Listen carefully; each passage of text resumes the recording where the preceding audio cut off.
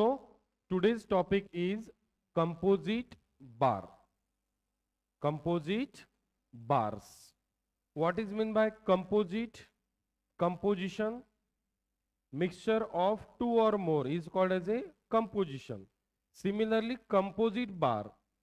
So what is composite bar, beta? A bar made up of two or more different material. दोन किंवा दोन पेक्षा जास्त मटेरियलनी जो बार बनवला जातो आणि जोडला जातो, joined together is called as a composite bar. काय डेफिनेशन लिहाल कंपोजिट बारची बेटा?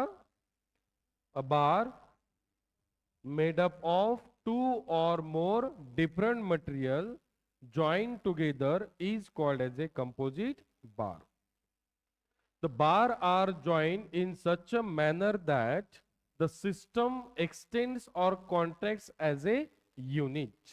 For example, beta, two material. Suppose this is, assume this is a steel material, hollow steel tube. Inside that hollow steel tube, suppose beta, a aluminum rod is there. Two materials are there. किती material आहे बेटा इथे? दोन material आहेत. Steel काय आहे बेटा? एक हॉलो ट्यूब आहे, like refill and pen. Refill आपण काय करतो? पेन मध्ये टाकतो. Yes or no? Similarly pen means steel. This is steel tube. Steel tube. Tube means beta hollow. Tube means hollow, and inside that tube a aluminum rod. Aluminum rod is inserted inside the steel tube. जर याचा तुम्ही side view पाहाल तर it looks like this is a steel tube inside which a aluminum rod is there. This is the side view of this diagram. काय बेटा? एक steel tube आहे, त्याच्या आतमध्ये काय इन्सर्ट केला? एक aluminium rod. Okay. And approximately the diameter of the aluminium rod is equal to inside diameter of the steel tube. Steel ट्यूबचा जो इनसाइड डायमीटर आहे बेटा, तेवढाच डायमीटर कशाचा आहे? आपल्या अल्युमिनियम रॉडचं. What it? तर पेन आणि रिफिलच्या बाबतीत जर बोललो आपण तर असं होते का बेटा? पेनचा डायमीटर लहान मोठा असतो कोणापेक्षा? रिफिल पेक्षा. तर रिफिल आणि पेन मध्ये काय असते बेटा? क्लिअरन्स असते. Yes or no? हे आपली रिफिल, हे काय आपलं पेन. तर ही पण केस असू शकते, पण या केसमध्ये जे डायमीटर आहे कोणाचा बेटा? अल्युमिनियम रॉडचा जे डायमीटर आहे तोच इनसाइड डायमीटर आहे कोणाचा? स्टीलचा. स्टीलचा आउटसाइड डायमीटर कोणता आहे? Capital D. तर पहा किती मटेरियल आहे इथे? दोन. सो दोन किंवा दोन पेक्षा जास्तही मटेरियल राहू शकतात. दोन किंवा दोन पेक्षा जास्त. आपण डेफिनेशन मध्ये लिहिलंय बेटा, to or more different material. दोन किंवा दोन पेक्षा जास्त डिफरंट मटेरियल जर आपण जॉईन केले together is called as a which bar? Composite bar. The bar are join in such a manner that the system extends और contracts as a one unit when subjected to tension or compression. जर बेटा आता तुम्ही याच्यावर tensile load लावा का compressive load लावा, तर मी इथे अज्युम करा इथे कोणता लोड लावत आहे बेटा? मी assume a tensile load is acting on the rod or composite bar. So आता जर बेटा आपण याला काय करू? एक्सटेंड करू by applying the tensile load P. तर काय होईल? It behaves like a single unit. जर स्टील ट्यूबची जर लेंथ वाढत असेल बेटा, तर कोणाची लेंथ वाढेल सोबत? अल्युमिनियमची सुद्धा लेंथ वाढेल. ठीक आहे, समजलं सर्वांना? तर आता हे दोन मटेरियल मिळून काय करता? एक सिंगल युनिट होत आहे. आता तुम्ही याच्यावर टेन्साईल लोड लावा किंवा कॉम्प्रेसिव्ह लोड लावा, दोघांचं एक तर काय होईल? एक्सटेन्शन सारखं होईल किंवा कॉन्ट्रॅक्शन काय होईल? सेम राहील. तर इथे आपल्या लक्षात येईल बेटा का जे काही इथे चेंजेस होईल ते काय राहील बेटा? सेम राहील. याला म्हणतो आपण इन्क्रीज इन लेंथला काय म्हणतो बेटा आपण डेल्टा यल. ओरिजिनल लेंथला काय म्हणू बेटा आपण यल. तर ओरिजिनल लेंथ दोघांची सेम आहे आणि इन्क्रीज इन लेंथ पण दोघांची सेमच राहील. समजलं का बेटा? तेव्हाच त्याला कोणता बार म्हणता येईल तुम्हाला composite bar. So the bar are joined in such a manner that the system extends or contract. एक तर जे युनिट आहे आपलं सिंगल युनिट ते एक्सटेंड होईल किंवा कॉन्ट्रॅक्ट होईल ॲज ए वन युनिट. ॲज ए वन युनिट म्हणजे स्टील जास्त इलॉंगेट होईल, ॲल्युमिनियम कमी इलॉंगेट होईल असं होणार का? नाही. It behaves like a single unit आणि जे काही एक्सटेन्शन कॉन्ट्रॅक्शन होईल ते ॲज अ सिंगल युनिट म्हणून होईल आणि इक्वली होईल. जसं की स्टीलची जेवढी लेंथ वाढेल तेवढीच लेंथ कशाची वाढेल ॲल्युमिनियमची वाढेल. Okay. When subjected to tension or compression. मग टेन्शन असो किंवा कंप्रेशन असो. ठीक आहे. तर कंपोजिट बारची डेफिनेशन आयडिया क्लिअर झाली का सर्वांची? दोन किंवा दोन पेक्षा जास्त मटेरियलने बनवलेलं असेल आणि जॉईन केलं असेल ॲज अ सिंगल युनिट त्याला काय म्हणतो बेटा आपण कंपोजिट बार. तर चेक करून घ्या इथे ॲल्युमिनियम आणि स्टील घेतलं मी. गरजेचं नाही ॲल्युमिनियम स्टीलच राहील, काही राहू शकते. कॉपर राहू शकते, सिल्वर राहू शकते, गोल्ड राहू शकते, काही राहू शकते. फक्त मी एक एक्झाम्पल म्हणून काय घेतलं ॲल्युमिनियम रॉड आणि स्टील ट्यूब. रॉड कोणाला म्हणायचं जे सॉलिड असतो, रॉड कोणाला म्हणायचं जे सॉलिड असतो आणि ट्यूब कोणाला म्हणायचं जे हॉलो असते. चेक करा काय आहे स्टील काय बेटा आपली एक हॉलो सर्क्युलर ट्यूब आहे. करेक्ट. तर आता कंपोजिट बारचे जेव्हा आपण प्रॉब्लेम सॉल्व्ह करू त्यात दोन गोष्टी तुम्हाला लक्षात ठेवायच्या points to be remember in the composite bar. पहिला पॉइंट बेटा, पहिला पॉइंट जसं आता डिस्कस केलं मी, एक्सटेन्शन काय दिसतंय तुम्हाला सेम, ओरिजिनल लेंथ काय सेम, स्ट्रेन काय असते strain is defined as the ratio of change in length to the original. जर मला स्टील साठी काढायचं असेल बेटा तर change in length of steel original length of steel. मग जेवढी लेंथ ऑफ स्टील आहे तेवढीच लेंथ ऑफ काय बेटा ॲल्युमिनियम रॉड आहे. आणि जेवढी स्टीलची लेंथ वाढली तेवढीच कोणाची लेंथ वाढली बेटा ॲल्युमिनियम रॉडची लेंथ वाढली. म्हणजेच delta L for steel is equal to delta L for aluminium. Length of steel is equal to length of aluminium. मग change in length upon original length काय असते बेटा स्ट्रेन. कोणासाठी म्हणजे इन शॉर्ट काय म्हणू शकतो आपण strain in steel material is equal to strain in aluminium material असं म्हणू शकतो. पहिला पॉइंट पहिला कॉन्सेप्ट हा यूज करायचा आपल्याला इन विच बार कंपोजिट बार. तर कंपोजिट बार मध्ये पहिला पॉइंट काय म्हणायचा आहे बेटा पाहून घ्या लक्ष द्या. एक्सटेन्शन और contraction of the bar is equal. बरोबर आहे. आयदर तो एक्सटेन्शन असो किंवा कॉन्ट्रॅक्शन असो काय राहणार आहे इक्वल राहणार आहे दोन्ही मटेरियल साठी. Therefore strain is also equal. Strain means deformation per unit length is also equal. तर काय सेम राहणार आहे बेटा स्ट्रेन इज ऑल्सो इक्वल. तर पहिला कॉन्सेप्ट काय लक्षात ठेवायचं बेटा का जर कंपोजिट बार असेल तर आपण काय इक्वेट करू शकतो बेटा स्ट्रेन इक्वेट करू शकतो. काय म्हणू शकता बेटा सांगा पहिला point strain in steel tube is equal to strain in aluminium rod. Strain in steel tube is equal to strain in aluminium rod म्हणू शकतो. असं असं काउंट म्हणू शकतो.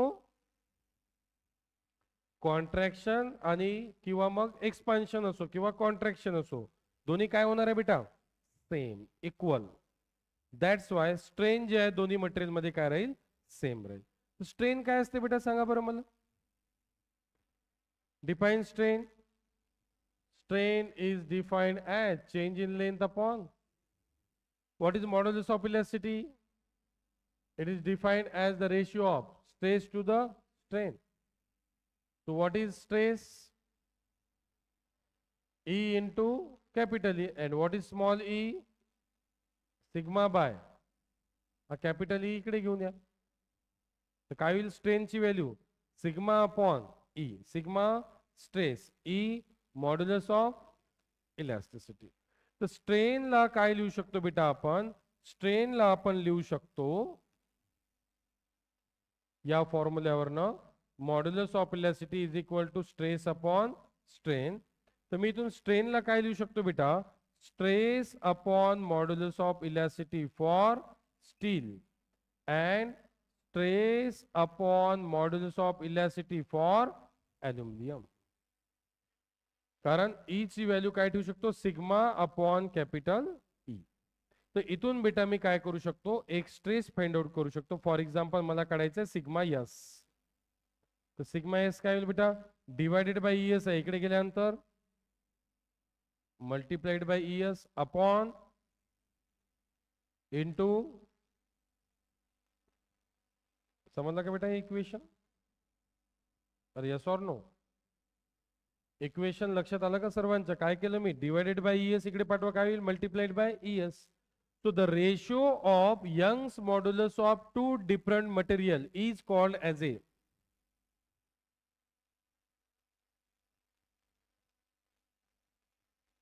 म्हणजे पुढे पाठ मागे सपाट. The ratio of Young's modulus of two different material is called as a modular ratio. Is called as a modular ratio denoted by M. What is modular ratio? Modular ratio is defined as the ratio of Young's modulus of two different material. Always remember E1 should be greater than E2. लिहून दिलाय? अरे दिलाय की नाही दिलाय? मग डोक्यातून गायब. कारण आपण त्याला परत वाचतच नाही. आता कधी वाचायचं? पेपरच्या आदल्या दिवशी. म्हणून तुमचा जो स्कोर आहे तो 60, 70, 80 90 प्लस खूप कमी पोर आहे. काऊन? कारण ते रेग्युलरली अभ्यास करणारे जे पोर आहे त्याची संख्या खूप कमी आहे आणि टाइमवर अभ्यास करणाऱ्याची संख्या खूप जास्त आहे. मग टाइमवर अभ्यास करा तर पास तर होऊन जाल, फक्त तुम्ही स्कोर नाही आणू शकत. स्कोर आणण्यासाठी रेग्युलर स्टडी पाहिजे. ओके, तर बेटा पहिलं इक्वेशन जे आहे ते आपल्याला इथे काय मिळेल बेटा? Sigma S is equal to E S upon E L into sigma L. तर आता इथे बेटा मी अज्युम जे केलंय स्टील आणि ॲल्युमिनियम केलंय. पेपरमध्ये जे मटेरियल असेल ते दोन मटेरियल इक्वेट करायचे. सपोज जर पेपरमध्ये जर बेटा कॉन्क्रीट आणि कॉपर असेल तर मग मी काय म्हणणार? Strain in copper equal to strain in concrete. जे मटेरियल दिलेले असतील ते मटेरियल तुम्ही काय करायचं? यूज करायचं. ठीक आहे. तर एक रिलेशन तयार झालं कशावरून बेटा? पहिल्या पॉइंटवरून आपला. तर पहिला पॉइंट काय आहे आपलं सांगा? स्ट्रेन काय राहणार दोन्ही मटेरियल मध्ये? इक्वल. हे पहिला पॉइंट होता आपला. दुसरा पॉइंट काय म्हणतो बेटा? The total load. कोणता लोड? Total load. जसं की इथे टोटल लोड किती आहे बेटा? पी. तर हे टोटल लोड जे ऍक्ट करत आहे मी, हे ॲल्युमिनियम वर पण ऍक्ट होत आहे आणि तर हे जे लोड आहे दोन्ही मिळून काय करत आहे? शेअर करत आहे. समजलं का? एखादा बेंच जर मी उचलायला लावला दोन स्टुडंटला तर त्या बेंचचा लोड दोन्ही स्टुडंटनी मिळून काय केलाय? शेअर केलाय. आता इक्वल शेअर केलाय का अनइक्वल शेअर केलाय ते दॅट डिपेंड्स, है की नाही? एखादा हुशार असेल तर तो बेंच हलका पकडून ठेवेल, समोरच्यावर लोड जास्त टाकून देईल, है की नाही? तर दॅट डिपेंड्स का दोघांवर इक्वल लोड येतो आहे का नाही येत आहे. पण तो टोटल लोड किती लोकांनी मिळून शेअर केलाय? सिमिलरली इथे किती मटेरियल आहे? दोन मटेरियल आहे. तर या दोन्ही मटेरियलनी जे आहे काय केलाय बेटा? टोटल लोड जे आहे ते काय केलाय? शेअर केला आहे. कोणी कोणी? Load on steel tube plus load on aluminium rod.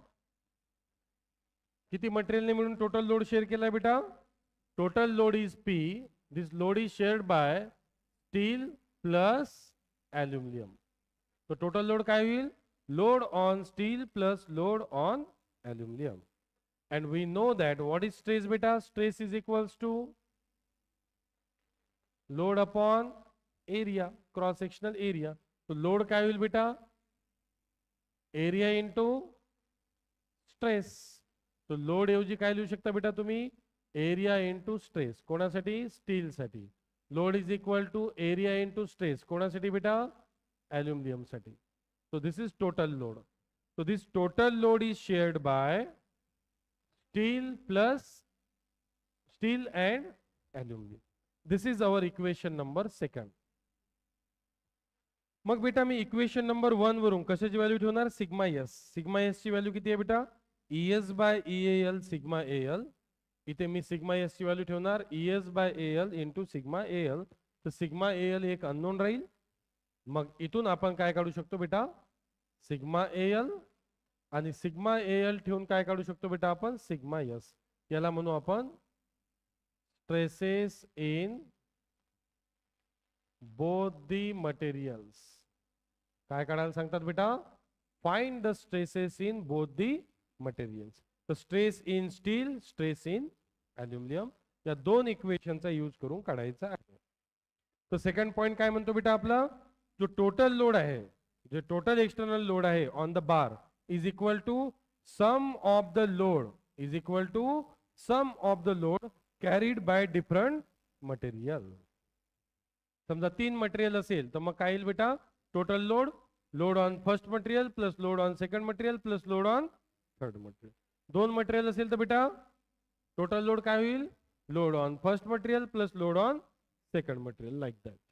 So the total load is equals to load on first material plus load on second material. So load काय असते बेटा, load is equal to area into stress. So load is equal to area into stress, load is equal to area into stress for aluminum, for steel. And from these two equation, which two equation beta? Equation number 1 and equation number 2. Using equation 1 and 2, we can easily find out the stresses in both the material, that is stress in aluminum, stress in steel. काढू शकतो बेटा आपण. हे equation 1 आणि equation 2 ला जर आपण combine केलं तर एक अननोन राहील सिग्मा एल, पहिले ते काढणार. मग सिग्मा एल ठेवून काय काढणार बेटा, मग इथे जर सिग्मा एल ठेवलं तर काय मिळेल आपल्याला, सिग्मा.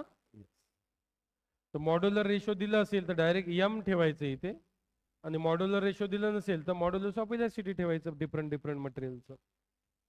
आयडिया क्लिअर झाला का बेटा, लिहिले 2 पॉइंट तुम्ही हे, yes or no. Extension or contraction of the bar is equal, therefore strain is also equal. पहिला concept. Total load, total load is shared by materials used in the composite bar. जे total load आहे ते एका मटेरियलवर येणार नाही, कारण आपण एक सिंगल युनिट बनवलेलं आहे. तर टोटल लोड जर आपण ऍक्ट करू तर ते दोघांवरही ऍक्ट होईल. सपोज बेटा पेन आहे, त्यात रिफिल टाकली आहे आणि मी त्याला काय करताय, कॉम्प्रेस करताय.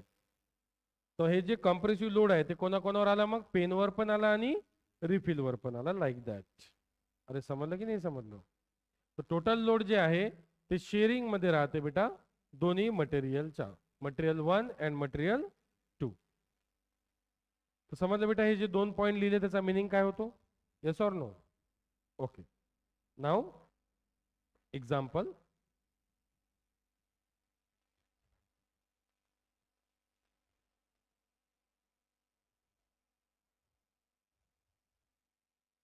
एक्झाम्पल घेतो बेटा एक.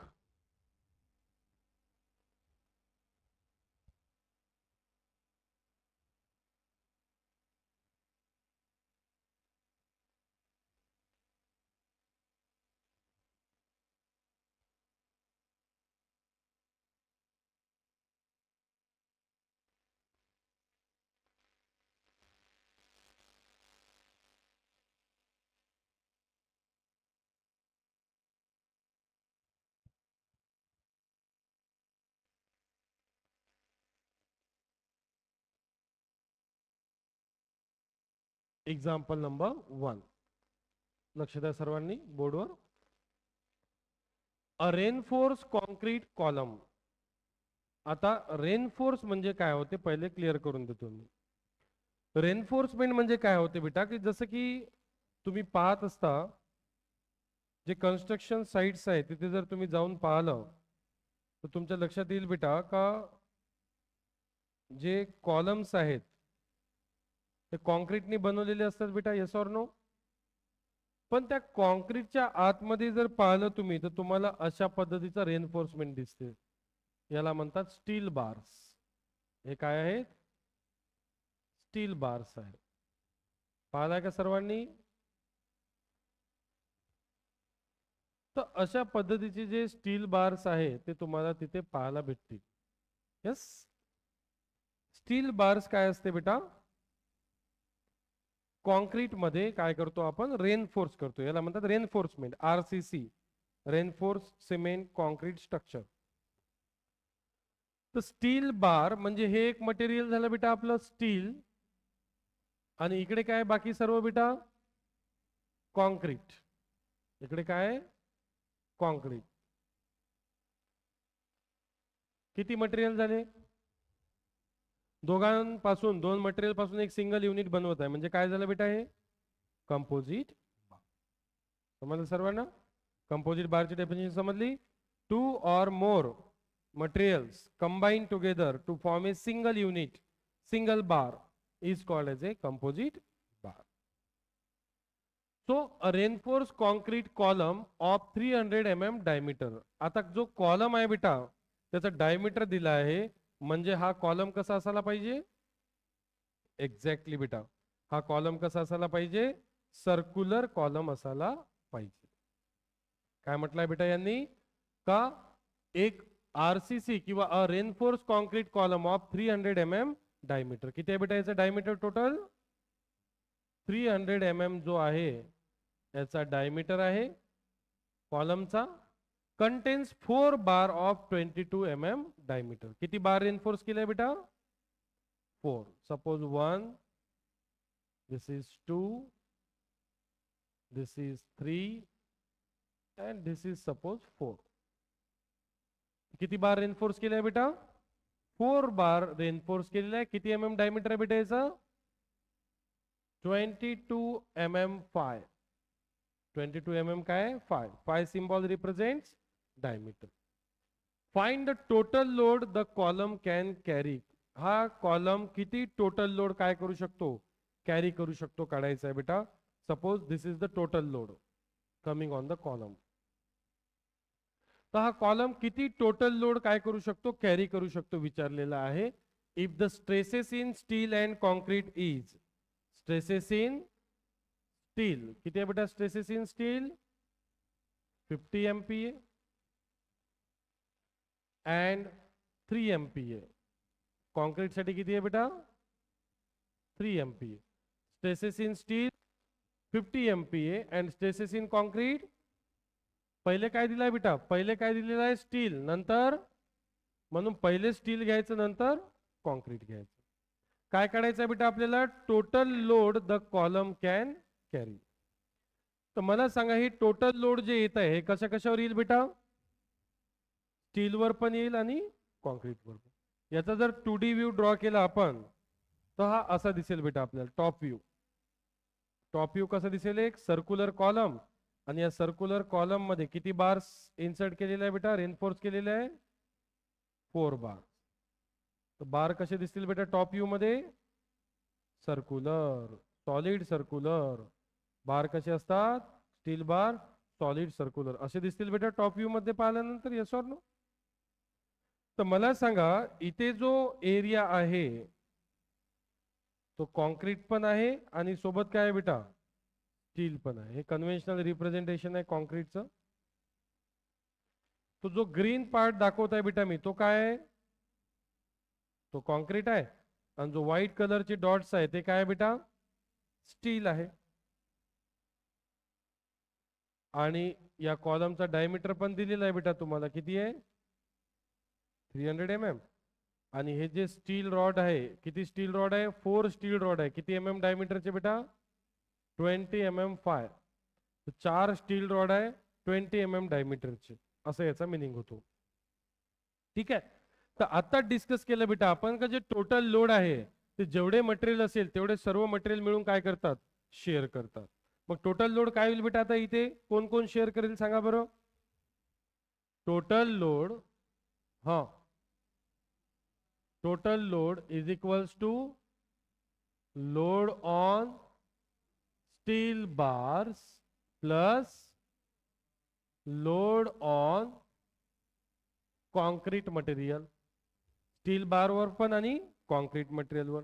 तर टोटल लोडला काय म्हणतो बेटा आपण P. Load on steel bar PS. Load on concrete काय म्हणू पी सी. कॉन्क्रीटला काय म्हणू सी. तर लोड काय असते बेटा stress is equal to load upon area. तर लोड काय असते एरिया इंटू स्ट्रेस. तर लोड काय होणार बेटा area of steel into stress of steel. Load काय असते बेटा एरिया इंटू स्ट्रेस कोणासाठी कॉन्क्रीटसाठी. तर टोटल लोड काढायचं असेल तर काय काय माहित पाहिजे area for steel area for concrete stress for steel stress for concrete. तर stress for steel stress for concrete दिलेलंच आहे फक्त काय काढावं लागेल आपल्याला एरिया. मग स्टीलचा एरिया कसा काढता बेटा तर स्टील कसा आहे सर्क्युलर आहे. मग सर्कलचा एरिया सांगा cross sectional area. Very good. So what is the area of steel rods? Area of steel bars. हाँ, area of steel bars बेटा. Area of steel bars is equals to pi by 4 diameter square. हे झालं एका steel बारचा. असे किती steel bar आहे बेटा तिथे नंबर ऑफ बार्स. तर पाय बाय 4 डायमीटर किती आहे बेटा 22 आणि असे किती स्टील बार आहे कसे स्टील बार आहे 4. तो टोटल एरिया किती होईल स्टीलचा this area plus this area plus this area plus this area. Can I write 4 times the area yes or no. एका स्टील बारचा एरिया जर पाय बाय 4 डी स्क्वेअर आहे तर 4 स्टील बारचा area pi by 4 D square into 4 किती येतो बेटा 4 4 cancel 22 चा स्क्वेअर 4 84 पाय mm स्क्वेअर. बिकॉज 22 काय mm डायमीटर कशात आहे mm तर एरिया कशात येईल mm स्क्वेअर. हे झालं बेटा एरिया ऑफ स्टील. काय फाइंड आउट केलं आपण area of steel. Area of steel. आता काय पाहिजे बेटा एरिया ऑफ कॉन्क्रीट. चला कोण सांगेल बेटा एरिया ऑफ कॉन्क्रीट कसं काढायचं डायग्राम पाहून सांगा. कॉन्क्रीटचा एरिया काढायचा आहे. ते तर पूर्ण सर्कलचा एरिया झाला. यस. तर आपल्याला टोटल एरियातून कोणता एरिया मायनस करायला लागेल या 4 स्टील बारचा एरिया मायनस केला तर रिमेनिंग एरिया काय राहील आपलं कॉन्क्रीटचा. मेकॅनिक्स मध्ये शिकलेला आहे बेटा आपण आठवते का कंपोजिट सेक्शन्स. ट्रायंगल मधून रेक्टँगल मायनस है ना रेक्टँगल मधून सर्कल मायनस. तर या सर्कल मधून हे 4 छोटे सर्कल जर मायनस केले तर रिमेनिंग पूर्ण एरिया कशाचा आहे रिमेनिंग पूर्ण एरिया कशाचा आहे कॉन्क्रीट. मग टोटल एरिया कसा काढाल टोटल सर्कलचा एरिया सांगा बेटा टोटल सर्कलचा एरिया कसा काढाल total area of column. Column आहे सर्क्युलर तर टोटल सर्क्युलर एरिया कसं काढायला बेटा टोटल एरिया पाय बाय 4 त्याचा डायमीटर किती आहे बेटा 300 स्क्वेअर. हा आन्सर पाय बाय 4 300 स्क्वेअर. 2250 पाय करेक्ट आहे बेटा mm. This is total area. पण आपल्याला टोटल एरिया नाही पाहिजे आपल्याला कोणता एरिया पाहिजे बेटा कॉन्क्रीटचा एरिया पाहिजे. कोणता एरिया पाहिजे आपल्याला कॉन्क्रीटचा area. So how to find area of concrete area of concrete कसं काढाल बेटा area of concrete area of concrete is equal to total area minus steel area. Total area is 22500 pi and steel area is 484 pi. So answer is 22016 pi mm square. This is the area of concrete. How to find area of concrete? Area of concrete कसं काढायचं बेटा सांगा. Area of concrete कसं काढलं बेटा आपण? Total area minus the area of this 4 steel bars. काय बेटा इथे? Steel bars. So total area minus area of this 4 steel bar, we will get the remaining area, that is area of concrete. Now total load we have to find. So total load is equal to area of steel. Area of steel 484 pi. Stress for steel 50 MPa. Stress for steel 50 MPa. Concrete area 22016 pi. Stress in concrete 3 MPa. MPa means megapascal. Megapascal means Newton per. No need to convert the unit. Unit convert करायचं काम आहे का? नाही. So from that we can find out the total load P. ENG button press करा बेटा. 283.52 into 10 to the power 3 load आहे. कशात राहील? न्यूटन. आणि किती किलो न्यूटन लिहू शकतो बेटा आपण याला? Load is equals to 283.52 kilo newton. Newton to kilo newton जायचं असेल तर कितीने मल्टिप्लाय करतो बेटा आपण? 10 टू दी पॉवर -3. -3 + 3. तर एक तर न्यूटन मध्ये आन्सर लिहा किंवा मग किलो न्यूटन मध्ये. चेक करून घ्या answer. 283.52 kilo Newton. yes or no? So this is called as a which bar beta? Composite bar. So composite bar मध्ये जर टोटल लोड काढायचं असेल तर load on first material plus load on second material. Load is equal to area into stress. Load is equal to area into stress. First find area. समजलं सर्वांना? Okay. तर असं बेटा हे प्रॉब्लेम आहे ज्यामध्ये लोड काढायचा आहे. टोटल लोड किती तुमचं काय करू शकते बेटा? किती तुमचं जो कॉलम आहे कॉन्क्रीट कॉलम किती लोड कॅरी करू शकते हे विचारलेलं आहे तुम्हाला. ओके. तर किती लोड कॅरी करू शकते बेटा तुमचं कॉलम सांगा? 283.52 किलो न्यूटन एवढा लोड तो कॅरी करू शकते. याच्यापेक्षा जास्त तो लोड कॅरी करू शकणार नाही. समजलं सर्वांना?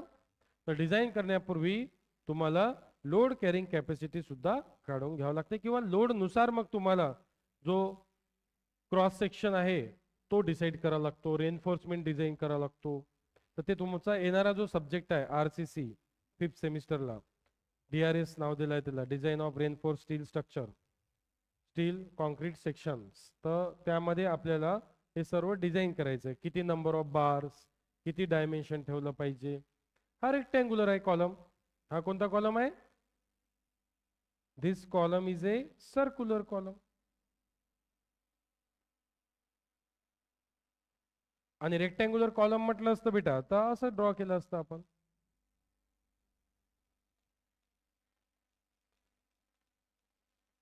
ठीक आहे.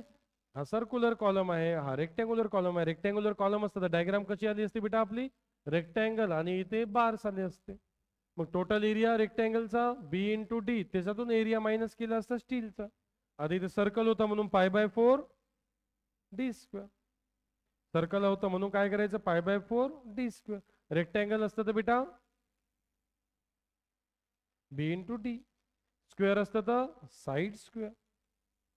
तर डिपेंड करते कोणता क्रॉस सेक्शन विचारलाय त्याच्यानुसार तुम्हाला फॉर्म्युली यूज करायचे आहे. तर हे झालं बेटा एकदम easy and average numerical. Next lecture मध्ये पाहू बेटा आपण याच्यावरचे डिफिकल्ट एक्झाम्पल्स आणि जे एक्झामिनेशन मध्ये येतात. जसं की स्ट्रेसेस फाइंड आउट करायचे असते बेटा दोन्ही मटेरियल मध्ये, लोड फाइंड आउट करायचं असते दोन्ही मटेरियल मध्ये. ते आपण नेक्स्ट लेक्चर मध्ये पाहू.